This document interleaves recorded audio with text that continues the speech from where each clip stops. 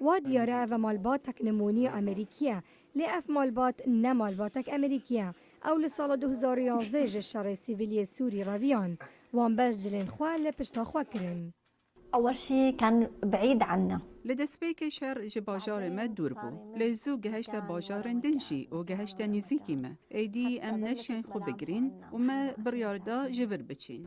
هفجيني وعيد الحمود فادي لبابيدي خودي كاركي بچوك بو جبروي كاري ويشيا بچا اردنه و جهك آرام و بینه جبو مالباتا خواه. لی پشتی 4 جارانوی هول دای و چند پره داین هفجین و زاروکنوی کاری بگهن دفوی. دمه اوگهش لأردنه وانزانی مال و کارو همید شتندن لشار وان هاتین بومبا بران کرن.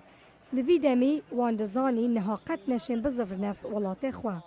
لبابیدی جعالی نتوین یگرتی و دخوازا پنابریه کر دم جیانا چندین پناخازن دن ین لسوری راوین زحمت تردبو.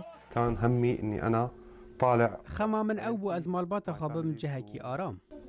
او 3 سالان با آوائه کی دمکی لورجیان ده سالا داویدا مالباتا لبابیدی 6 انترویو کرن و هر ایک جوانا ماوائه 5 دمج میران بو. داویا داوی او جعالی رخستنا اکسودوسا کوچبریا پنابران و هاتن قبول کرن مالا خواه ببن امریکا لویلایتا اندیانا. وان بس 6 روش هبون خواه آماده بکن و کم زمان انگلیزی تزانی. سیرا هندی لوی دمیج بو گروپا خدمت جواکی کار دکر پیشوازی وان لفروکا خانه کر و وک ورگیر زمانی و بو آلیکاریا کارندن آلیکاریا و مالبات کر.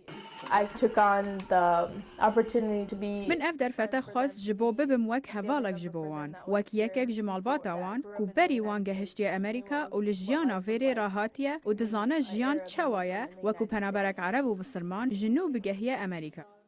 زاروکان گلک زو زمان انگلیزی خواه فیر کرن و دلخوشی زوری نف قطاب خانه. لبابیدی کارک جخوارا دید و جواک وان گلکی آلی کار بون. پشتی ایرشا تروریستی لمها 11 لپاریس دای جنیوه پتر حاکم ولایت امریکا اک جوان ولایت اندیانا بو دا خازنامه نویسی بو ایدی ریک ندن پناخازن سوری بین امریکا.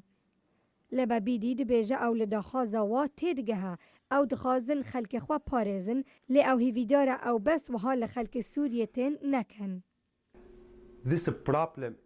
اف آریشه لسوریه نه بس جعالی خلق سوریه وهاتیه نها جعالی همی خلق وطن جعالی ایران، عراق، امریکا، اوروپا، لبنان و اردن جعالی همی کسان وطه.